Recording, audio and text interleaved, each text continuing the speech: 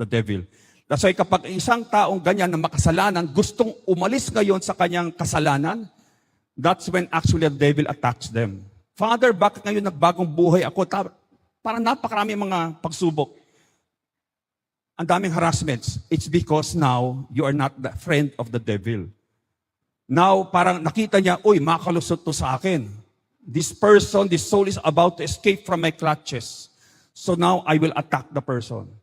Kasi mga taong ino-oppress at pinopossess, madalas, it is when they want to make already a better change in their lives. Then the devil manifests himself na he has been there all along. So the angels, imagine nyo, they had all these powers. The demons have, when they were still angels, they had all these benefits of a superior nature, and yet they ended up in hell. No? So imagine yung mga tayo na mahina, maraming tukso sa mundo, tinutukso tayo ng demonyo, may laman tayo, may concupiscence, the more we have to rely on God. So the mercy of God is not, He is lowering the standards. Parang gusto pumasok sa isang universidad. It is not just kapag sinabi ng university, okay, para sa ibababa natin yung passing grade. That is unjust. Diba? If the Lord cannot lower His standards to enter heaven, but what He will do is He will give you as many chances and opportunities and all the resources na kailangan mo para makapasok sa langit. Pero paano kung ayaw mo talagang magkumpisal? Then that is already your choice. Diba? Then you end up in hell. Okay? Sa impyerno ka babagsak. And that's a reality. So sabi ni Saint Teresa of Avila, it was that vision which filled me with a very great distress that I feel at the sight of so many lost souls. Especially of those who have left the church, yung mga umalis sa pagiging Katoliko at sumama sa ibang mga sekta o kulto. Okay? For they were once members of the church by baptism. Sadly, many Catholics leave the church to join sex cults, other religions, because doon daw mas masaya, may fellowship. But yan yung gusto ng demonyo. Because the number one thing for your soul to survive on this earth is what is the food of the soul. Na kapag hindi nyo kinain na regular, mamatay ang kaluluwa ninyo. Ano? The Eucharist. The devil will give you everything, lahat ng kasiyahan sa mga fellowship, as long as he removes the mass from your life. He removes the body and blood of Jesus from your life. At pangalawa, you will also be forced to remove your relationship or destroy your relationship with Our Lady. Kaya kapag mga kulto, sekta, unang-una binabanatan nila is Our Lady. Yung ating mahal na ina. Because she is like the window that you can still go in para makapasok ka pa rin sa tahanan. So what the devil will do is he will trick you as a Catholic and say, yun na mas masaya dito. Okay? Sasama ka ngayon sa mga born again, whatever, no? And your soul dies the moment you stop receiving Holy Communion. Okay? And especially kapag you treat Mama Mary, the Mother of God, in a sacrilegious manner. I do not know, sabi ni Saint Teresa of Avila, how we can be calm when we see Satan carry so many souls away daily. The children of Fatima, alam natin yung tatlong bata, nagpakita ang ating mahal na birhen sa kanila. Sabi ni Saint Jacinta, we must pray very much to save souls from hell. So many go there, so many. Sabi nga, Our Lady of Fatima, pray very much and make sacrifices for sinners, for many souls go to hell. Because there are none to sacrifice themselves and to pray for them. Kilala niyo si Saint Faustina, of course, no? Of the Divine Mercy. Isang santo na naman na pinakita ng Diyos sa kanya ang katotohanan ng impyerno at yung mga kaluluwa nandun sa impyerno. Sabi niya, to reflect on God's justice deepens our gratitude for His mercy and compels us to repent and seek His mercy. And if His justice terrifies us, yet His mercy gives us hope. Okay?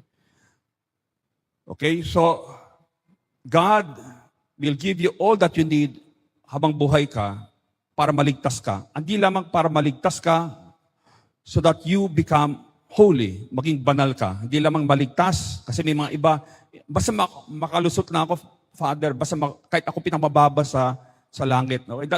That should not be. Because love wants to give always the maximum. Ayaw niya yung minimum. Okay? So what's important is that, okay, we have to make use of all the means that the Lord is giving us now to save our souls. Halimbawa, the devotion to the divine mercy, very important. The devotion for the last days. This is the last major devotion according to Jesus to Saint Faustina. Before the time of justice comes, the time of mercy will be given. And this is the time of mercy.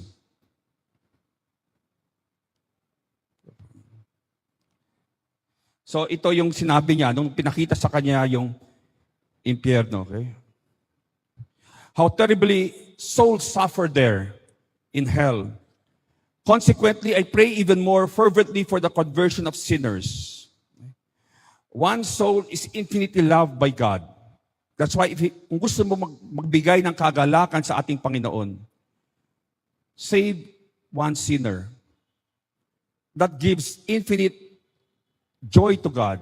Imagine nyo, God has everything already. Lahat ay nasa Kanya na. What else can you give God to make Him happy? Ngunit sabi ni Jesus, if a sinner returns to the Father, there is rejoicing in heaven. Ibig sabihin, kahit ang Diyos mismo ay nagagalak, there is more joy in a sense added to God when one soul is saved. Even the angels, natutuwa ang mga anghel. Why? Because they see God who is so happy with one soul that is saved. That is why it's very important to understand how much we are loved by God. We are loved infinitely. Each soul is loved infinitely. At lahat ay ibibigay niya para maligtas yung isang kaluluwa at hindi lamang yan to become holy, to become saintly. Okay? So, if you want to give a soul to give a gift to God, like this Christmas season, convert a sinner, someone who has left the church, bring them back to the church. And this will grant a lot of joy in the heart of God, and you will also be able to experience this joy in your own soul. God's joy will overflow to your souls. Sabi ni Saint Augustine, do not despair, one of the thieves was saved. Do not presume, one of the thieves was damned. So we should not presume. Okay? We should not presume na, madali lang pumasok sa langit. Okay? Okay? So I will simply wait until the last day. Pag medyo may sakit na ako, mamatay na ako, doon ako makukumpisal. And that is impossible. You cannot tell God, wala akong pakialam sa iyo, throughout your entire life, I don't care about you, and then suddenly mamamatay ka na, Lord, I love you. Okay, that doesn't happen. Hindi nangyayari yan. Okay? So you can forget about that. Yung mga tao nagsasabi na, siguro pag medyo later on na lang ako makukumpisal, later on na lang akong babalik sa Diyos. That is not love. Okay? You're using God for your own personal agenda. You don't really love the Lord. Kasi paano sinasabi mo sa Kanya, sige, I will still hurt you now, I will still hurt you. Patuloy kong sasaktan ka, I will commit these sins, and I will just, even though it is hurting you, I will continue to commit them. I will just say sorry after a few years. Okay? So that cannot be love. So sabi from this book, Saints Who Saw Hell, hell is the final guarantee that what we do here and now really matters. So we are placed on this earth precisely to prepare for heaven. Tayo nilikha ng Diyos at nilagay sa mundo to make the choice. The only reason nandito tayo sa mundo is to make a choice to be with Him. That's the only reason. Did the Lord put us on this earth to be happy? Yes or no? Nilagay ba tayo ng Diyos sa mundong ito para maging masaya? Yes or no? No. Mali. God placed us on this earth para maging banal. What does holiness mean? To have a relationship with God and with one another. Why? Because pag sinabi ko, gusto ko maging pare para maging masaya, hindi ako magiging pare. Dahil hindi madali ang buhay ng pare. I have to sacrifice so many things. So I cannot tell na the Lord put me on this earth simply to enjoy all of this, all the pleasures of the world. Mali yun. We are not made for this world. We are made for the next life. Or else, when we look at the life of Jesus, you can see He has so many sufferings. At yung krus niya, no? Sobra-sobra yung mga kahirapan niya, yung pagdurusa niya. So, when you become holy, you have a deep relationship with God, a loving relationship with God, then you become happy. Then you become happy. Happiness is a result of holiness. That's why sa langit, yung kasiyahan, kagalakan between the three persons of the Trinity is based on their love. Doon nag-uugat yung kanilang kagalakan sa pag-ibig. Sa pag-ibig. So we should never forget that. That's why sometimes to become holy, the Lord will allow crosses in our lives. Maraming kabigatan sa ating buhay. But if you learn to embrace it with love, you will experience a joy within your soul that is more intense than the pleasures that you will find in the world. I can assure you of that. Because mga santo, pag minasdan mo ang kanilang buhay, they were the most joyful people. Di ba, mga santo? But if you look at what they owned, yung mga pag-aari nila, yung pera nila, they were very simple. What was their secret? It was always love. Okay. So the more horrible we understand hell to be, the more marvelous we understand heaven to be. Okay. The more deeply we fathom what God wants to save us from, the more grateful we are that He desires to save us. Okay? So halimbawa, nag-apply ka sa isang universidad, bumagsak ka, masakit. Okay? It's painful. Okay? So the next time, you study better and then you pass. Okay? And you pass precisely because maybe your barkada now helps you, nagkakaroon kayo ng mga study groups, etc. Okay? And therefore you pass. So ganun rin sa going to heaven. It is not easy, but if you ask the Lord for help and assistance, you will be able to experience all the help you need para makapasok, para makapasa. Okay? Because how holy should you be to unite with an infinitely holy? How holy dapat ang isang tao para makipag-ugnayan sa isang walang hanggang kabanalan? Infinite holiness. You have to be quite holy, di ba? So it's all God's mercy. But we have to make use of the means.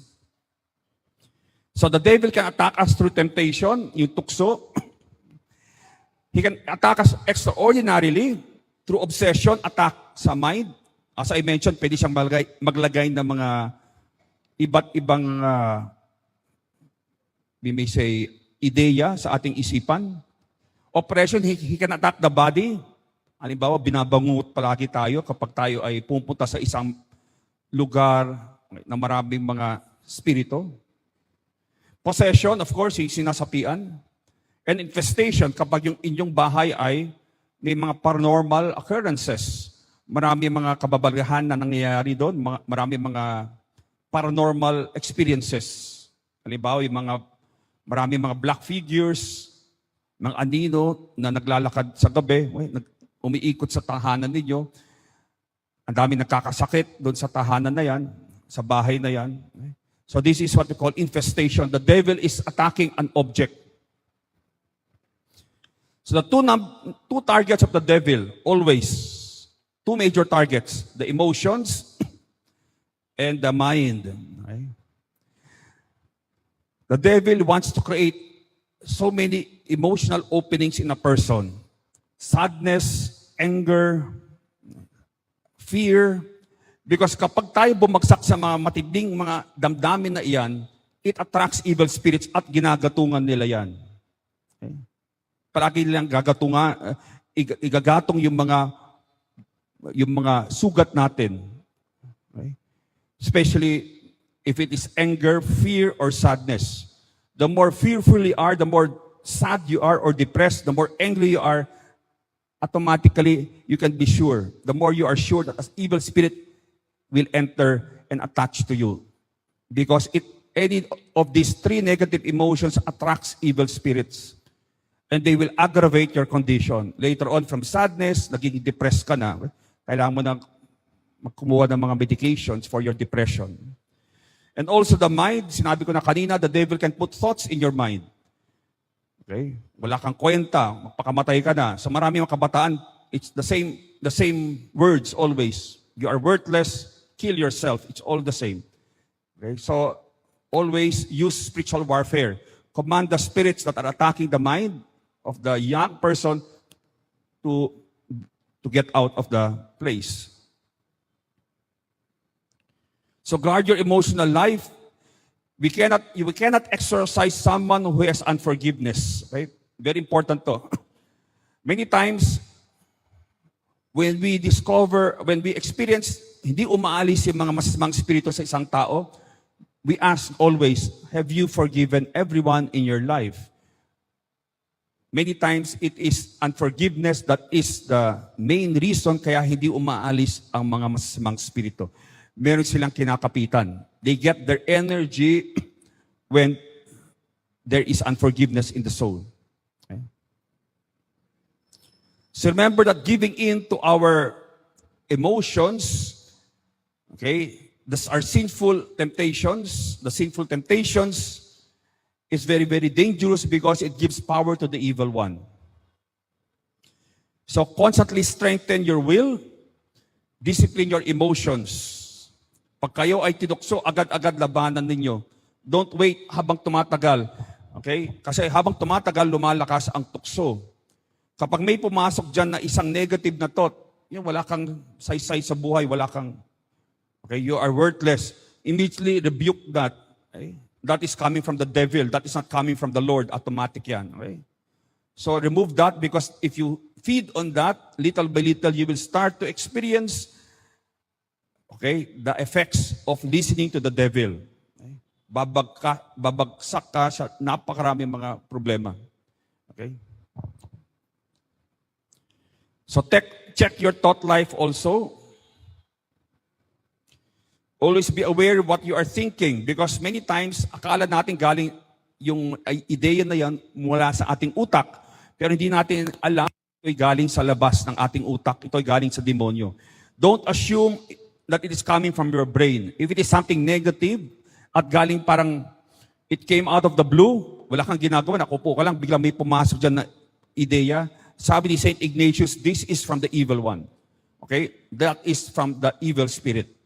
Just like kapag nakupo ka, tapos may inspirasyon na pumasok sa isipan mo, sabi ni St. Ignatius, that is from a good spirit. That is from the good angel. Okay? Don't forget to discipline your body so that you are not easily triggered by the devil. If you are easily triggered to anger, check on that. Okay? Okay?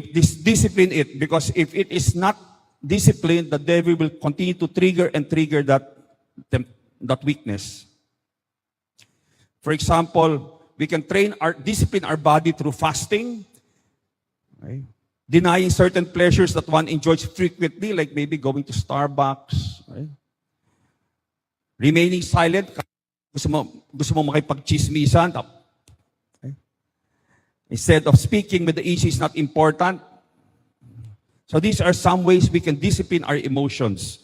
Para kapag dumating na ang tunay na tukso, we have the strength to be able to say no.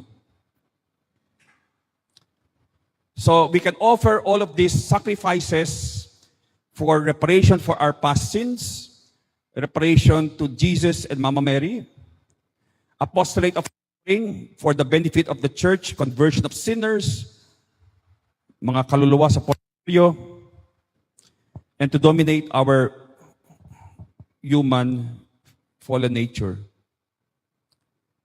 Our Lady of Fatima, sabi niya, sacrifice yourself for sinners, and say many times, especially when you make some sacrifice, oh Jesus, it is for love of you, for the conversion of sinners and in reparation for sins committed against the Immaculate Heart of Mary. So also make use of indulgences. Sabi ni Saint Teresa of Avila kay Jesus, Lord, bakit itong madre na to, parang she's a simple sister. She was not really very holy. Bakit nung namatay siya, nakita kong ang kanyang kaluluwa ay agad-agad pumasok sa langit? Jesus told her, because she made a lot of use of indulgences a lot of times. Okay? So let us again study and make use of indulgences. Yung mga plenary indulgence, mga partial indulgence. Napaka-importante niyan. When you're about to be judged by the Lord, you will be thankful that you have made use of all of these resources to experience God's mercy. Okay? So how do we secure our homes? I would like to talk a little about now the demons. Okay, so unang-una, hell is real at doon ang mga demonyo. It was created primarily for them. Now, who are the major demons that we will have to face in our life on this earth? Of those angels who had fallen from heaven, a third of them abide in hell. Yung pinakamatataas na mga demonyo ay nasa impyerno, doon sila tinapon. A third inhabit the air, they be called them spirits of the air. And a third inhabit this world and tempt human beings. We call them the unclean spirits. Yung mga fallen angels sa impyerno, we call them demons. The fallen angels in the air, we call them the spirits of the air. The fallen angels in nature, we call them unclean spirits. Sila madalas ang nagpapanggap bilang mga engkanto, mga kapre, mga tikbalang, mga nuno sa punso. They appear in those forms. Or pwede rin silang magpakita in the form of isang kamamatay lamang na isang tao. They can take the form of a dead soul, a dead person. So there are three great demonic princes who are bound together with their leader Lucifer. Lucifer himself has primarily placed as supreme ruler and monarch of hell. Siya yung pinakamataas. He is called Satan after he fell. But the first of his allies or generals is called Asmodeus. If you're in the ministry of exorcism, you will encounter Asmodeus many times. Of course, hindi mismo si Asmodeus ang kinakalaban mo. Usually, it's one of his generals. Because Asmodeus is one of the high demons at hindi siya makaalis o makakalabas sa impyerno. Okay? He sends his demons, his followers, to attack. Hindi siya mismo. This Asmodeus had formerly been one of the cherubim, but now presides over all the vices and sinful lusts of the flesh. Next was a demon called Mammon. Okay? So Asmodeus, specialization niya ang mga kasalanan ng laman, the sins of the flesh. Si Mammon, pera, okay? Kayamanan. That is his specialty. To tempt us to greed and avarice. He had been formerly from the angelic choir of the thrones. He is now the leader of the vice of avarice. The third in rank of the henchmen of Satan is Beelzebub or Baal-zebul. You find that in the Old Testament. He had been a member of the dominions, and he is the one in charge of all occult practices, idolatry and superstition, witchcraft, Satanism. Siya ang namumuno sa mga gawain na ito. These three demons are able to send forth other malign demons who are their vassals to cause disasters or catastrophes. So there are cases, I know, na may mga kalamidad, at ginagatungan ng demonyo ang mga kalamidad na dumadating sa buhay natin. But I remember persons who used the sacramentals to protect themselves during calamities, whether it was a fire, whether it was the pandemic, okay, and they were protected from these calamities, okay, precisely because the devil can, okay, be behind a lot of these calamities or aggravate calamities. Okay, the number one demon that we usually encounter in the ministry of exorcism now is Asmodeus, especially mga kabataan. Okay? When we command the spirit to name itself, usually it is Asmodeus, ang gumagambala at sumasapi sa mga kabataan ngayon. Okay? It is the demon that focuses on sexual sins.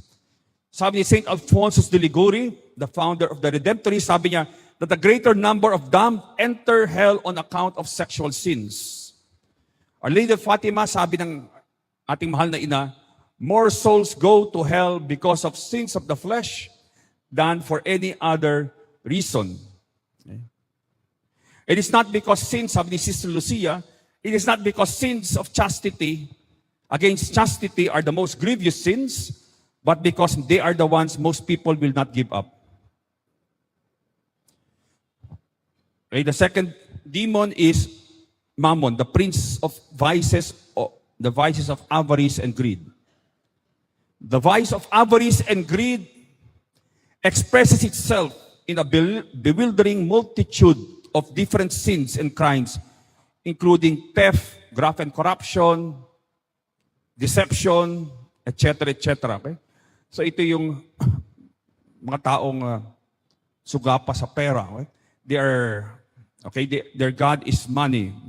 So this is the demon that is usually operative pag in-exercise mo sila. The last demon, major demon, is Beelzebub. He is the patron and prince of all forms of witchcraft and sorcery.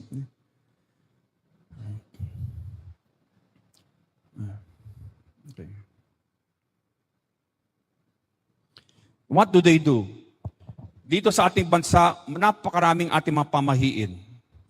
Why? Because what does this particular demon, what does it do? Instead of relying on God alone, papasok ang demon at sasabihin niya, God will not give you these things. Pumunta ka na lang sa occult practitioner na iyan. Di ka gagaling sa Diyos. Pumunta ka sa albularyo. Okay? Or the Lord will not guide you in your life. Pumunta ka sa manghuhula. Okay? For example, so you can see, itong mga occult practices is a sin against the first commandment because we are telling God that, Lord, hindi ka sapat sa buhay namin. I have to have my house feng shuied, for example, or have all these Buddhas in my house para mag-attract ng good luck or swerte. Okay, so you are actually telling the Lord, boom, Lord, I need these other powers, these other deities, because He will not give me these things. Kaya nakakalungkot, there was this case that I had. Ayaw talaga niyang bitawan yung kanyang mga pamahiin, yung kanyang mga Buddhas, yung mga feng shui. Sabi ko, why don't you want to renounce them? Sabi niya, because, actually, it was not me, it was another priest. But sabi niya sa paring ito, because my spiritual blessings came from God, but all my financial blessings came from Buddha. Pwede ba yan? Diba? Pwede ba yan? Imposible yan, di ba? Because Buddha is not a God. Okay? Remember, Buddha is simply a philosopher.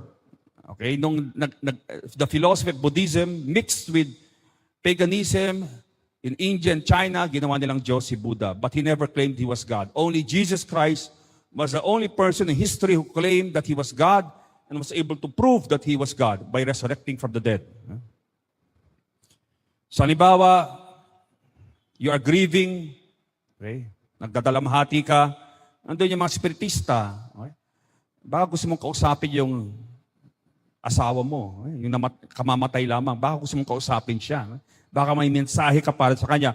So, imagine, this person will now conjure the soul of your beloved spouse. Of course, demonyo yan. Because no one has the power to call a soul from heaven, hell, or purgatory.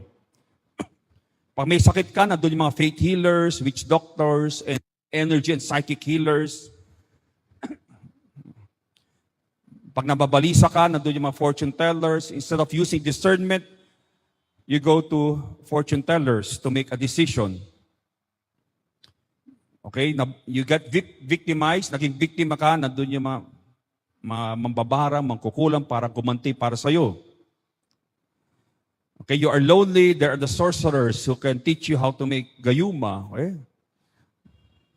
Kaya kapag palagi may taong nagbibigay palagi kayo ng chocolate cake, mag-ingat po kayo.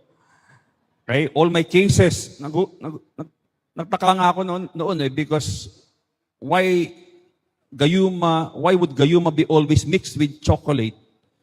At sabi ng isa, Father, because you cannot taste the gayuma, okay, pag with chocolate. Okay? So, be careful kapag marami. Kasi I had cases wherein pinapakain sila ng kain naman ng kain. Okay? Later, na-possess na.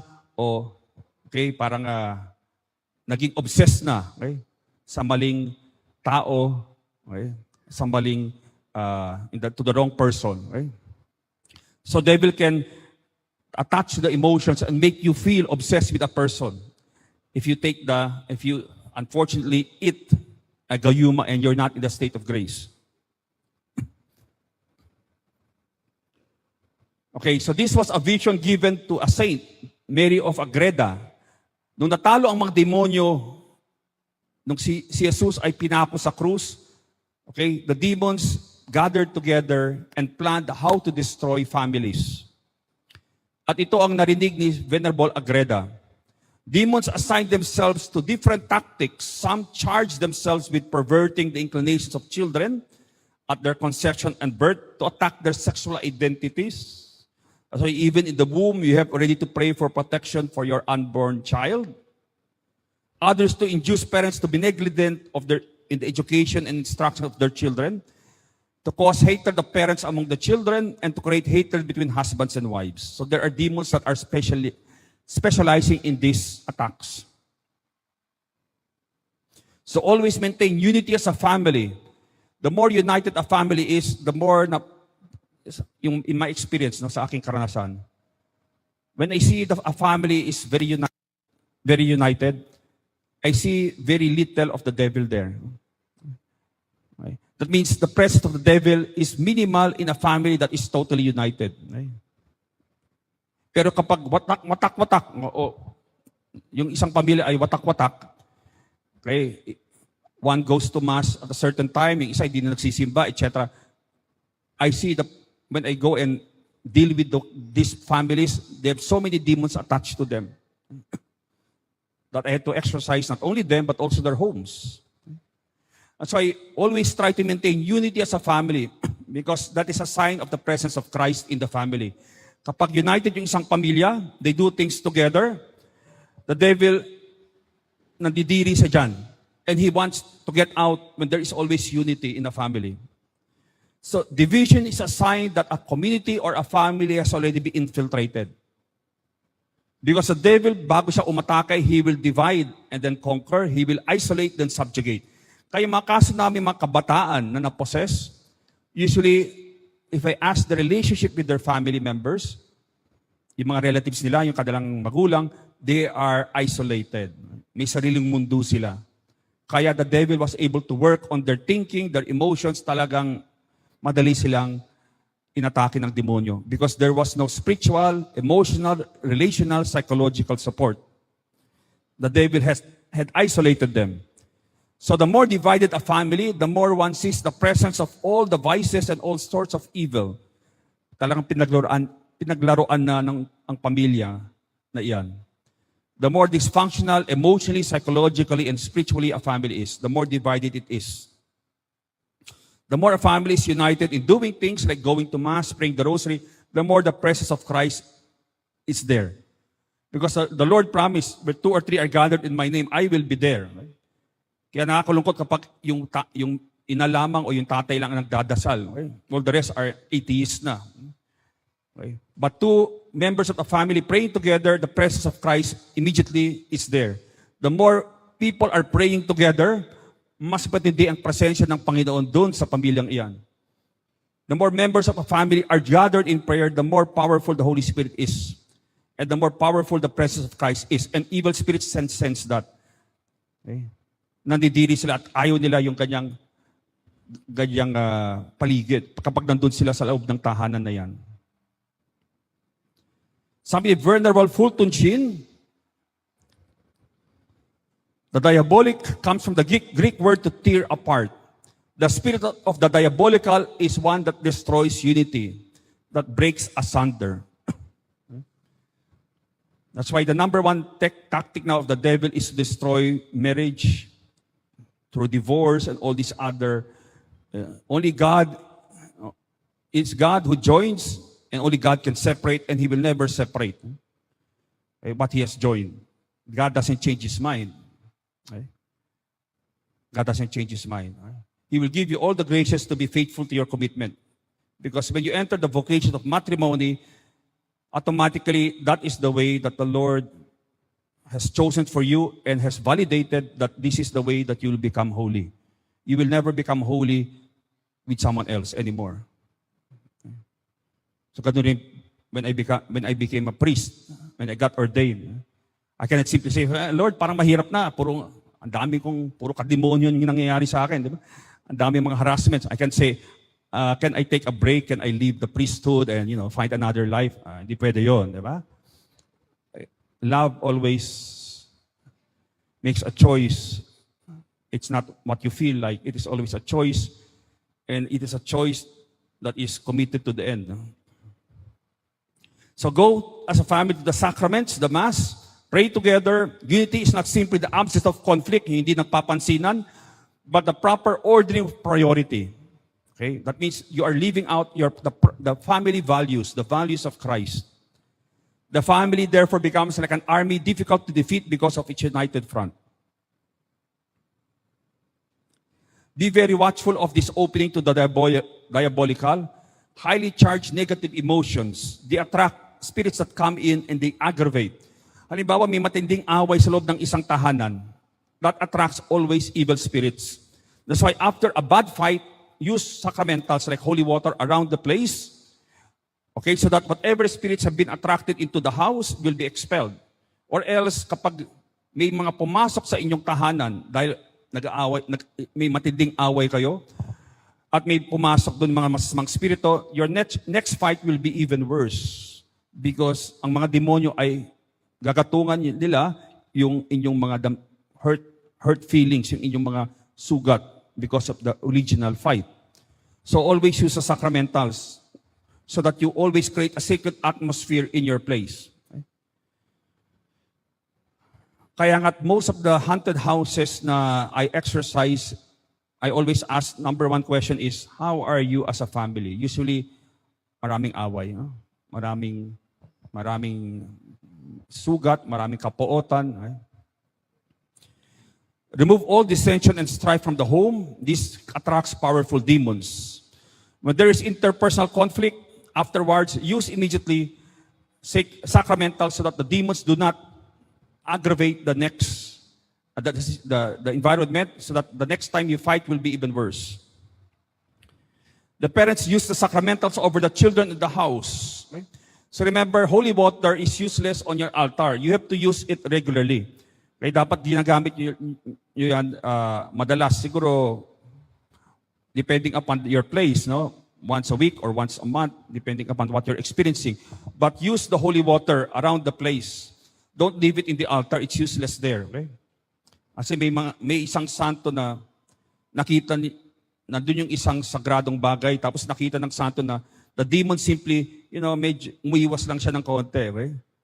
So, use the holy water around your home and add a prayer always. Lord, keep my home free from evil and may the Holy Spirit dwell here. Always add a prayer. Because mas mabisa yung mga sacramentals kapag may dasal, may kasamang dasal. Because may kasamang pananalig at pananampalataya sa Diyos yan. Faith, the use of the sacramentals with more faith makes the sacramental more effective.